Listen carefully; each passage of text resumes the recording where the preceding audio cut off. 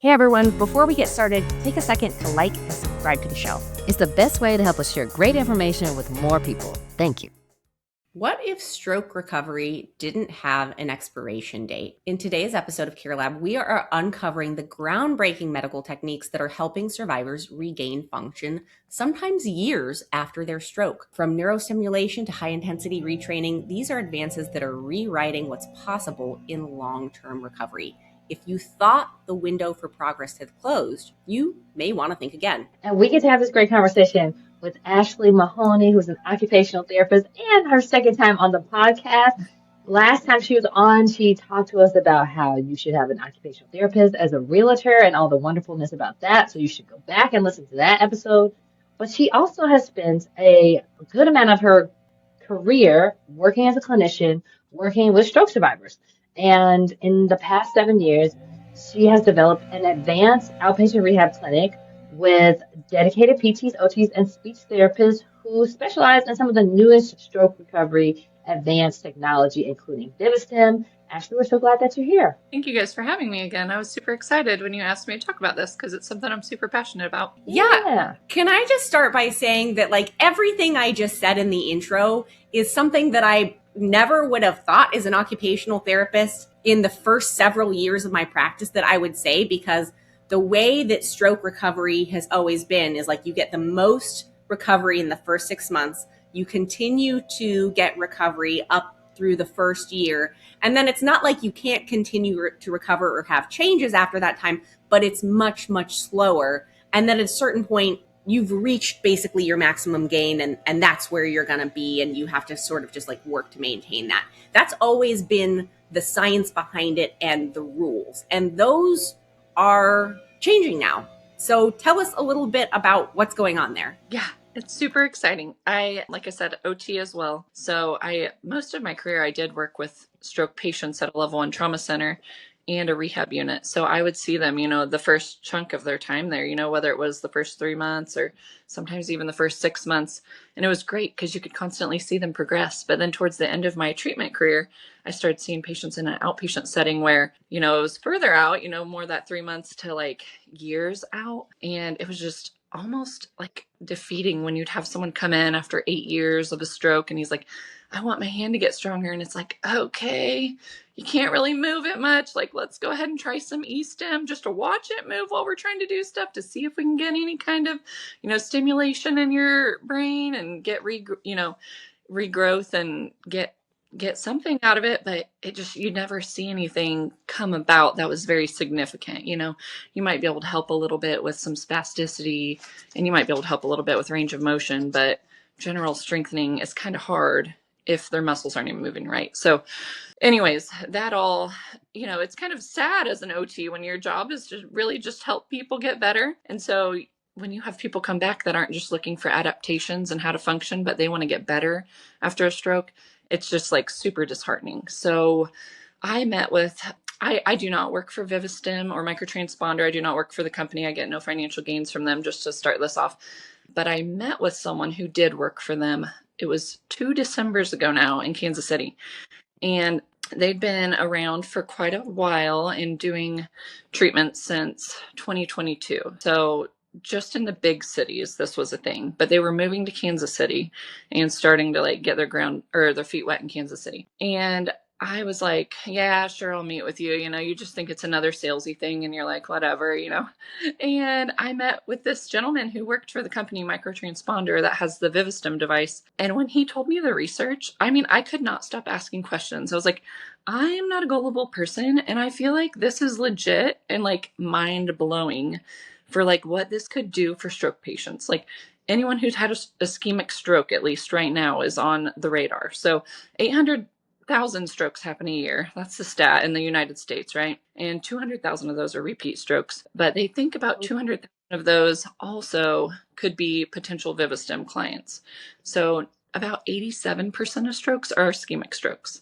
And the last little chunk are hemorrhagic. So it's a huge population that could qualify for this now, because that's what the FDA approval is for. And I'm going to get a little bit into it. I know I'm kind of just starting at ground level, But this is like a huge population of stroke patients that could potentially get further help to improve their skills.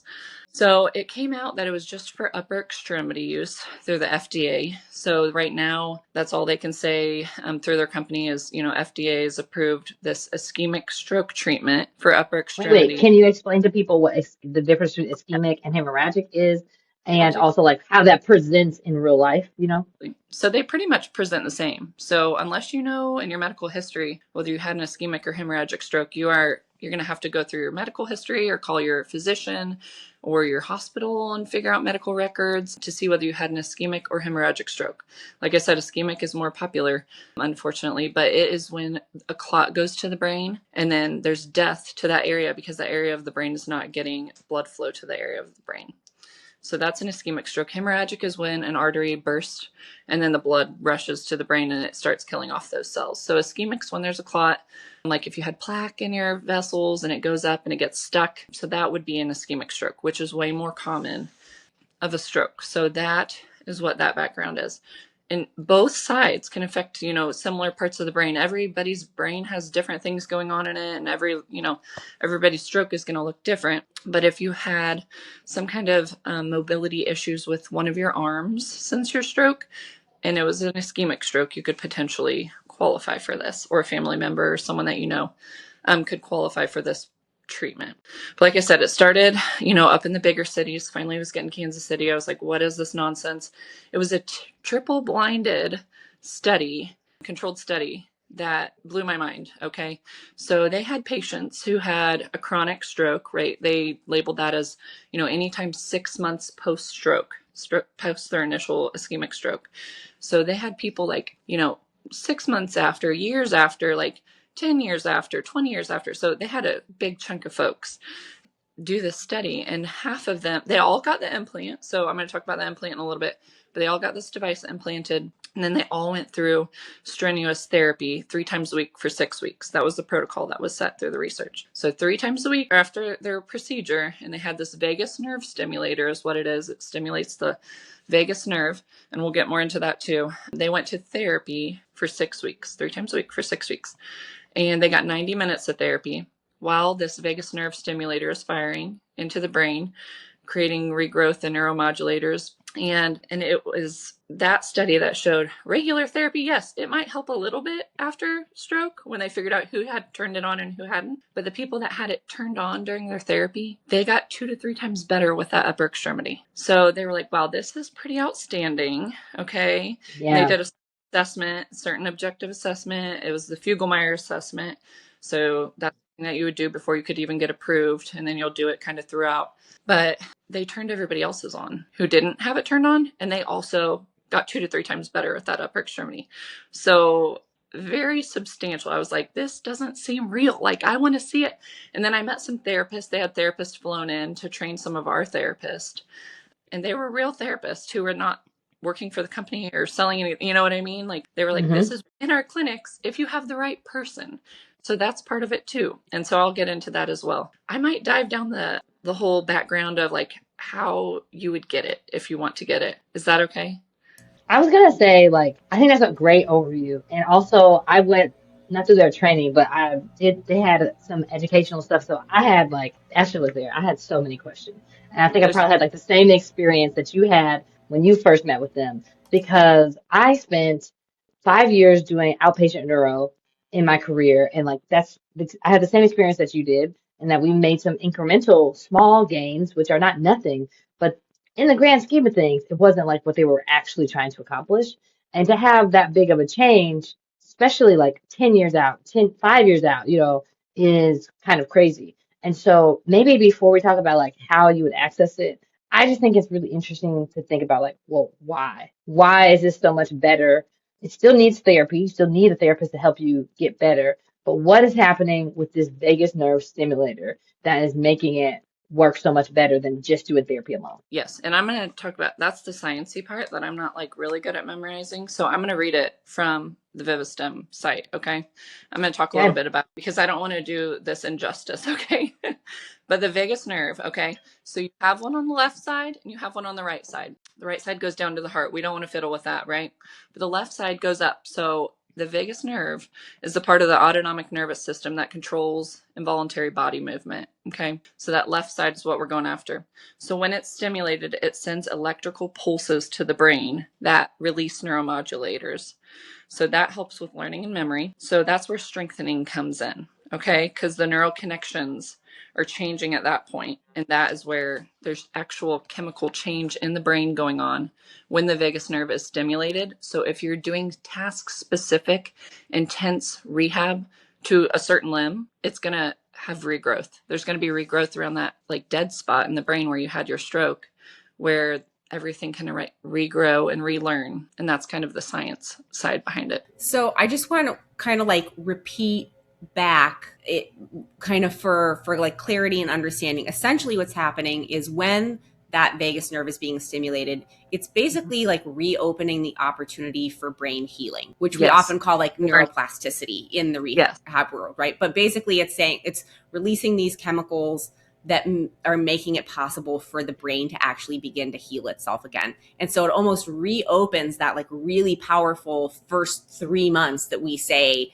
that we have during therapy. Like if there's some movement there, then we need to like really be aggressive in terms of doing a lot of very specific functional work. Like just generally opening and closing a hand isn't going to get you where you want it to be. General strengthening isn't, but like if we can focus on doing real functional tasks with the limb during that window of brain healing, that's when we see a lot of gains. And it's basically reopening that window. Am I understanding that correctly? And it's kind of looking like that from like my findings is right at the beginning there is when you're going to see a lot. But then they can continue this. So we can talk about that too. They can continue this for years. They can continue this forever. Their battery will run out eventually, but they have the ability, not just in clinic to stimulate the vagus nerve, but at home, they have access to stimulate the vagus nerve as well in different ways. So it's something that like at the beginning, we're seeing huge gains, but then it is petering out after a time, whether it's because they're not doing the intensive 6 days, might be part of it, but that's the protocol. So a lot of folks in our clinic are seeing people for longer and continuing to seeing gains, but you see the biggest burst towards the beginning, kind of like a traditional stroke. So can you maybe I guess I don't want to take us off course, but one of the things that I had so many questions about was like, if it is giving us the ability to like have a fertile ground to learn on, basically, and it's in the memory and the cognitive parts of our brain, stroke has a lot of challenges, right? And so like using your arm is definitely one of them, but it might be your same side leg might be challenged. You might have trouble with speech. You might have trouble with memory. You might have trouble with vision. And so I know that they have to be really intentional about what they're studying and then what gets FDA approved. But from a scientific perspective and maybe a just subjective feedback from the patients that are using this, are they seeing other gains as well? Yes. Now, the company microtransponder probably couldn't tell you that, but me as a therapist out in the field that has seen it, absolutely. Vision, I can't say that we've had any patients that we've really done much with vision on, but for speech, like aphasia and lower limb weakness and balance, we've 100% been very lucky to be able to see changes in that and have the ability therapists to work on that during their session. Yeah, still getting the 90 minutes, of just specific upper limb rehab, but then also taking some time to stimulate the device and like actually work on balance, lower body rehab, and cognition or speech. Mm-hmm. So I think they're probably working on studies for that. Like I said, I don't know all of their behind the scenes, but I know that they just had to be very specific to get this, approved through the FDA, get it going. Yep. It is looking very promising, I think. And so, one of the other things that you had said is like a criteria to get it right now is it has to be an ischemic stroke, right? And that's probably, I'm going to guess, I don't know this for sure, so forgive me, but I'm guessing that's because that was the population of stroke survivors that was studied. And so that is the population that it was approved for through the FDA, because again, it has to be really specific. Do you know if they're doing studies with hemorrhagic stroke survivors right now, or if that hopefully is going to maybe open up to those folks in the future? I've heard talks about it, and I've heard potentially being able to pay out of pocket. I don't know for sure about that. That would be something that, when I give the website later that folks could reach out to the team specifically and find out if those are actual capabilities. So maybe now is a good time for us to tell us, like, how do people find, let's say, I think this is me and my person. How do we like learn more about this and like how do we do things to make it happen? So they have a great website. It's vivistim.com. So like I said, the company's name is Microtransponder, but the device is VIVISTIM. So vivistim.com. All I's in there, no E's, even though it sounds like it could be. So, and we can link that in the show notes too, so people can easily find that. Yeah. That's the best place to go. There's obviously YouTube videos about it. They have videos on their website about it, about like serious gains that people have had and success stories. But they also have folks that you can get a hold of and find out whether you're a therapist or, a person who's survived a stroke or a caregiver, a loved one. They'll have resources for you to either find someone close to you, see if this makes sense for you. They have all the support there. So even if you're a therapist and you're like, we want to do this in our clinic, they can also go to the website, contact them. They'll put you in contact with whoever's closest to your city because they're expanding. We're in the Midwest. We're like not a tiny town, but we're not a huge city either. And so they're starting to like really get out there throughout the states and provide this to as many people as possible. I had a question and then I had a brain fart. Oh, I know what it was. Okay. So we have talked a lot about like, this is pretty incredible. It's one of those things that honestly, when I first heard about it as a therapist, I was like, snake oil. Like I'll believe it when I read the research and I see it, because there are so many things out there that make big promises to people and frankly are really like predatory, and they're preying on people's hopes to try and get something when like really it's unlikely. And this is, and then, I talked to you, Ashley, I saw, like, I read research. And so this is not that. I just want to be clear. Like there's great research backing this up. Therapists and patients are seeing outcomes. This is not that. But I think it's also important to understand that like 100% of people are probably not seeing all these outcomes, right? Or am I wrong here? No, correct. So I was going to get into that eventually, and I'm glad you kind of led us that way. There's not just like you have to have an ischemic stroke to qualify, but you also have to fall within a certain range on the Fugl-Meyer assessment that I talked about.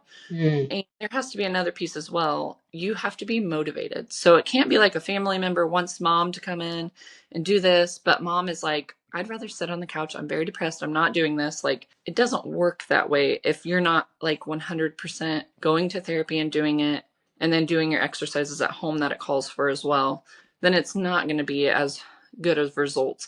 We've had folks in our clinic who we can see on the laptop and they know that we can see what they do at home and how often they're stimulating it. And we're like, hey, what'd you do last night? And my therapists have told me like people will be like, oh, we would just watch TV, and they weren't doing their exercises and maybe their outcomes weren't quite as well as, the other person that had been doing their exercises and had all the family support and was very motivated. So that's a huge piece, is the person has to be in it for themselves, have to be somewhat cognitively aware to do this, right?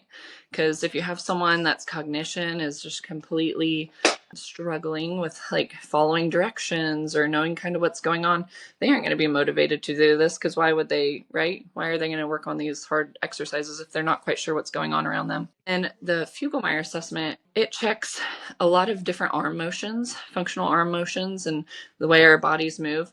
So if you have someone who, as therapists, we would call their arm flaccid, but for those who are just on here watching, it's when your arm has no muscle movement left, right? Maybe your loved one or yourself might have a subluxation, your shoulder's kind of popping out of the joint and you can't move your whole arm. You might be in a sling all the way down to your hand is not moving. Then you can't work on intensive high task relearning motions because you can't move it at all.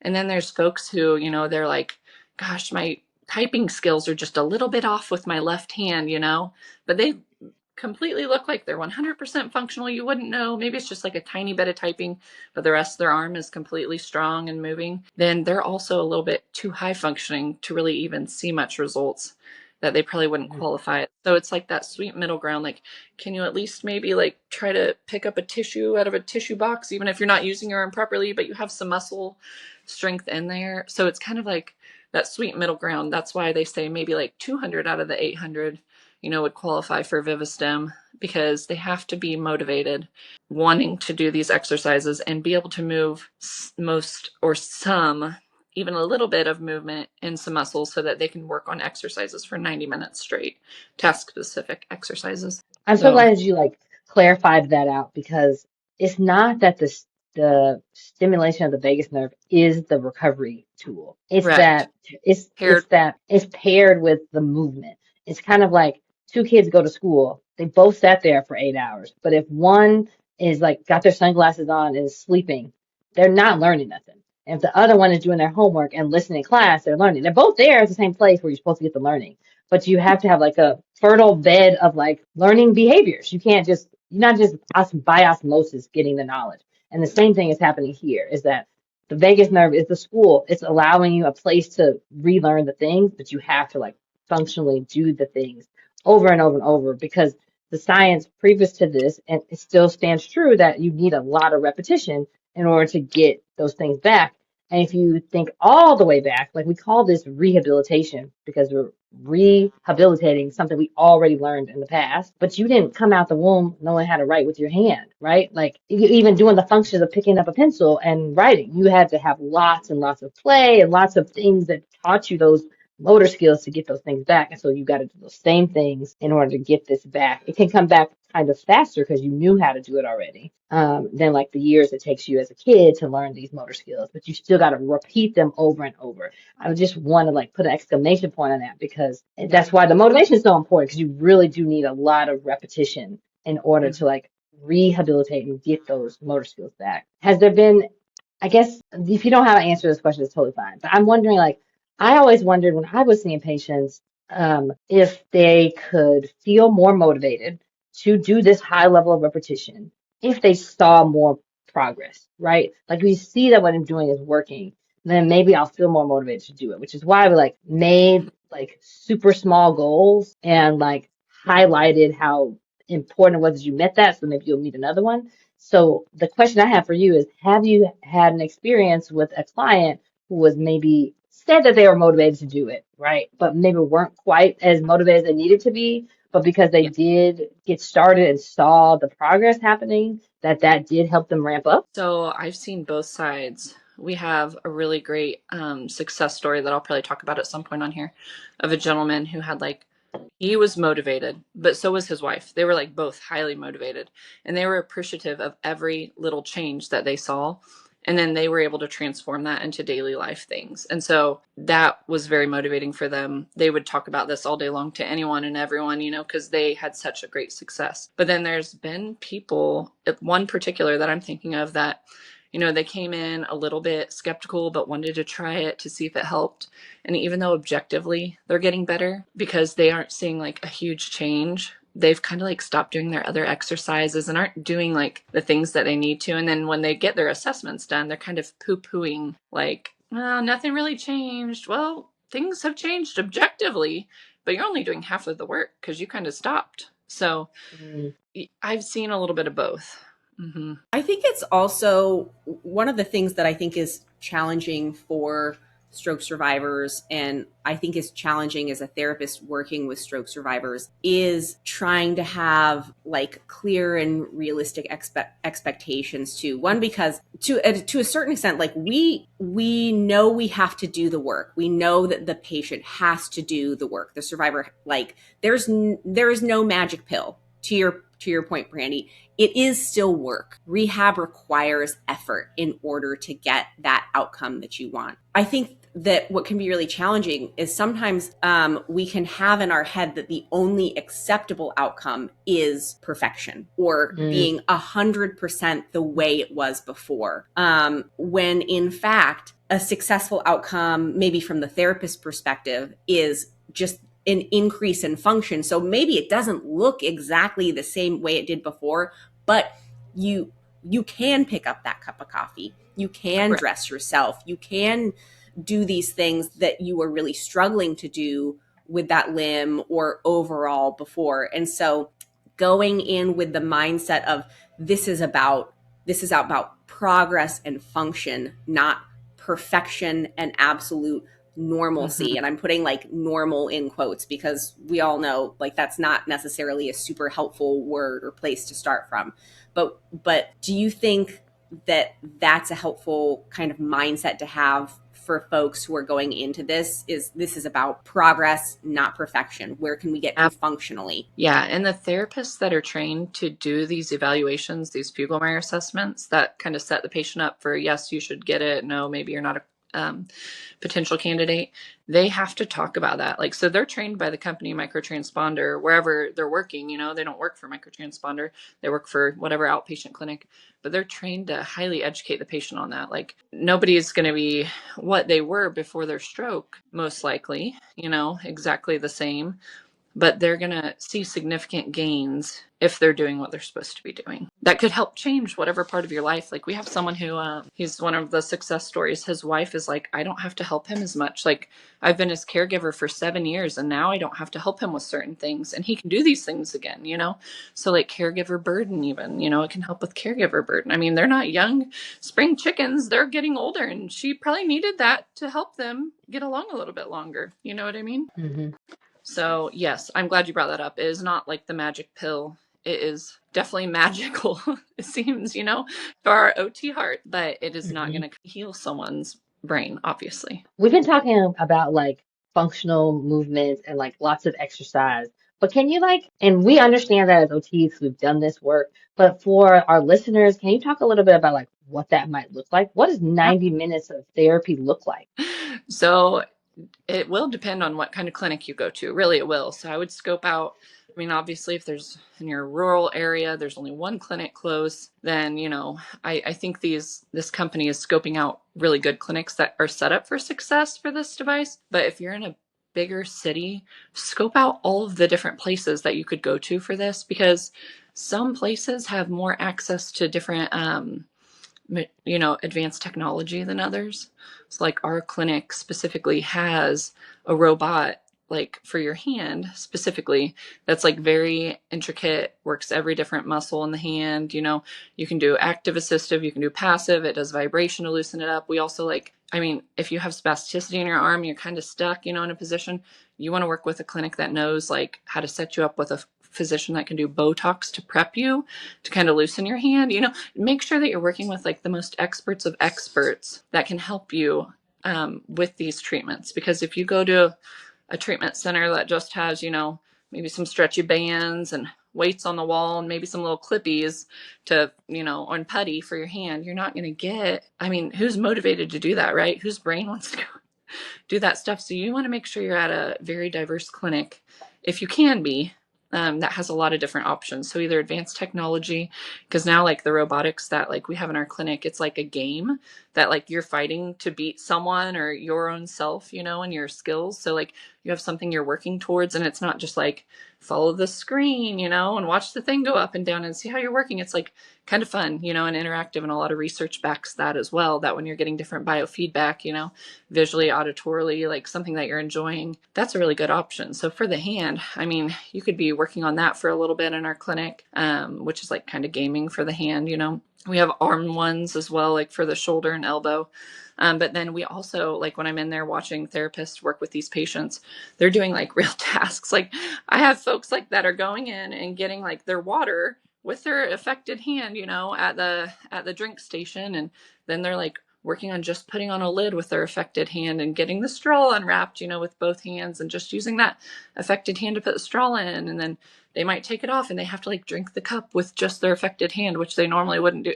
So we put them through some tasks, like normal daily tasks. But then if there's something that somebody likes to do, gosh, we have one guy who he always gives the therapist trouble, and he's like, you're like a drill sergeant. So like every day he had to work on like saluting her, which like he couldn't do it because by the end, like look at this, you know, things as simple as shaking hands. He also couldn't shake anyone's hand for 7 years. For 7 years, this gentleman who, you know, he's older, so you know that's something that people take pride in, being able to shake each other's hands.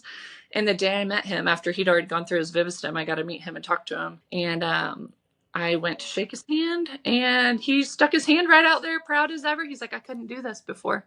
He's like, I couldn't do this before. You know, he was proud as could be. So just like normal daily tasks that are like super important to that individual, they'll work on in the clinic if they have access to those things, but then also like more intensive, like strengthening in tasks that maybe some clinics don't have access to as much as others. So kind of summing that up, like trying to find a clinic that has access to more technology so they can do more advanced things with you. But regardless, no matter where you are, making sure that the activities that you do are like function focused is Yes. really, really key versus, you know, like I said before, just if you're doing general strengthening, you might get generally stronger, but being stronger doesn't always translate into function because there's so much more that goes into things besides just strength, right? So again, just looking for those clinics that have more resources, but no matter where, making sure that you are doing functionally focused tasks that are important to you, not to someone else, not to the therapist, but what do you want to do? And that's super motivating too when you're like, oh my gosh, I haven't done this and now I can. That's why we're all therapists, right? It's that like magic moment when someone does something that they didn't think that they would ever do again. Right. So, And I think like the other thing that's super important about that is the science is also backing the fact that it doesn't matter as an OT what activity I choose for you. It needs to be something that you care about. And if you don't care about it, then your brain does not light up in the same way and you don't relearn that task. And so not at the rate in which you could if you were actually motivated to do it. And so basically what ViviStim is doing for you is like taking all the best practices that we already do as therapists and what we know works for the brain, but then just like putting rocket boosters on it because you are stimulating the vagus nerve, which is saying like, hey, I'm ready to learn something new. Like I'm prepared for learning and I'm ready to take the stand, but you got to do all the same stuff. So I think there's one thing that is not totally clear if people don't know, but it's like, if they want to access this, maybe don't go to a clinic first, but go to ViviStim and talk to them about it. If it's appropriate, or then they're going to help you find a clinic. If for some reason they're not in your space, in your area, then they'll ask you, like, do you know a clinic nearby that would work for you? And then you would apply these thought processes about what we were saying about, like, do they have technology, or do they have a bigger gym, or do they have, you know, those kinds of things that you would want to do? Is that kind of like the process they should take? So if they don't have anything close to their area, they may have to wait for something to come close to their area or travel somewhere. But yeah, the first step would probably be to contact the company and see whether it even makes sense, you know, and where might I be able to access this? Because nobody probably could just Google it and think that something's going to pop up. I know for sure our clinic wouldn't just pop up. So going through their direct website and talking to they have a lot of therapists that work for them, nurses, and then folks who are working in with the doctors specifically that would probably be reaching out and contacting you and kind of guiding you. But yeah, once you would contact someone, know where to go, say, then your first step would probably be, depending on the clinic, to get an occupational therapy or physical therapy evaluation, whoever in that clinic sees these patients, to do the initial Fugl-Meyer assessment. And then at that point, once that's completed and the therapist is like, I think you'd be a good candidate. Obviously, we don't do the surgery because it is a surgical approach and a little device that's about the size of a key fob that sits under your left collarbone. If someone has a pacemaker, it can go under the right collarbone. And then the little leads just go up to the vagus nerve and hook right in the neck. So there's 2 little incision spots, but they have to go to it's usually a neuro surgeon or an ENT that does the surgery, because these devices have been used for years for epilepsy patients. Similar devices, same type of, right, vagus nerve stimulation for someone who might be having seizures all the time and have epilepsy, and their device is on all the time, right? If you have epilepsy, your device is on all the time. Very simple procedure. Like I said, they've been doing it for years. It's usually an ENT or neurosurgeon that's already doing these cases. That then ViviStim, or a microtransponder, I'm sorry, gets certified for the ViviStim procedure. And it's a day procedure. So the neurosurgeon or the ENT would assess these patients after they see therapy with a Fugl-Meyer. Therapist says, yes, go see if the surgeon thinks you're an appropriate candidate, right? And they look at them more for the physical side of, like, are you safe? Do you have any reasons why we couldn't be doing surgery under general anesthesia? And then folks that we've heard from, they're in and out within 6 hours. and back home and recovering for about 2 to 3 weeks. They'll just have small incision spots. They might, feel like their voice has changed a little because they're just up, in that area. But everybody has seemed to think that their voice has gone back to normal, after a short period of time. And then they won't feel anything because nothing's on. But once they get to the clinic for their 90 minutes of therapy, whether it be with OT or PT, depending on the clinic, that's when they'll start feeling maybe like a light buzzing. Some people don't feel anything, but they'll feel the device activate. And that's when the vagus nerve is being stimulated. And so you go through it with all these exercises, in treatment and clinic, but then you go home and it's off after the clinic is done. You go home, you have a magnet that you swipe over the little device that's under your collarbone and it turns on for 30 minutes. So you don't want to be laying around watching TV when it turns on, right? You want to be up. Maybe you're doing dishes. Maybe you're going to shower, maybe you're playing cards with family members, but something that you're like going to be actively using your arm for. Or maybe you do like to do exercises and the therapists are like, okay, we'll send you home with an exercise, like work on these exercises. So that can happen multiple times throughout the day while they're at home too. And it should be happening. So it's constantly stimulating if they're doing it properly through clinic multiple days a week and then at home on their own as well when they're using their extremity. Do they have any limitations on the number of times they can swipe it when they're at home? I want to say it's 4 times. So 30-minute session. It's either 4 hours or 4 times. I'm sorry, I did not have that one prepped for you guys. Geez, Ashley, you don't know every single little thing about, so disappointed. I know. Not really. You're amazing. I'm passionate about this that I tell people all the time about this. But no, that the battery will die after about 5 years if they're using it all the time. So obviously they're just doing like the 6 weeks of therapy, but we have patients that just continue doing therapy for, months if it works for them, and insurance and everything. Insurance does cover this if they get it approved ahead of time. And it covers like the sessions, the 3 times a week for 6 weeks. It covers it all under just that Vivistim package. So you still have your normal visits, the rest of the year that aren't counted into. If like you have a insurance company that's like you only get 30 visits a year of therapy, it does not count towards that. So yeah, that is nice. So it all gets approved through like one big package deal. Yeah. The device, if you're using it all the time, even when you finish, they're showing that the battery lasts for about 5 to 10 years. And then you can get it replaced if you want, get it replaced, or you can get it taken out, or maybe you're one of the people who didn't follow through with your exercises. You weren't happy with it. And you're like, I want it out now. You can get it out early. So there's a lot of options with that. Well, this is really exciting stuff. I think it's pretty rare that we have these moments, where essentially like we've been thinking about stroke and stroke recovery in the rehab world for the same way for like decades. And it's not even so much the way we're thinking about it now has changed, and that all of the science and the principles that we've always applied to it, they're still there. It still works like that. But the ability for this window to be reopened is such a unique opportunity and is so exciting. Thank you so much for coming on the show today to talk about this, Ashley. It's really cool stuff. I hope that folks who are listening are able to go and learn more and get more education on this, find out if it's something that can work for them. Hopefully it can help a lot of people out there. Dear listener, if you made it to the end of this episode, please take a moment to like, subscribe, share, follow, and leave a comment, leave a question, leave us a review. These are the best ways for more people to help discover this content that we're trying to deliver to you here. Until next time, we'll see you back next Friday right here on CareLab. Bye. Bye, everybody.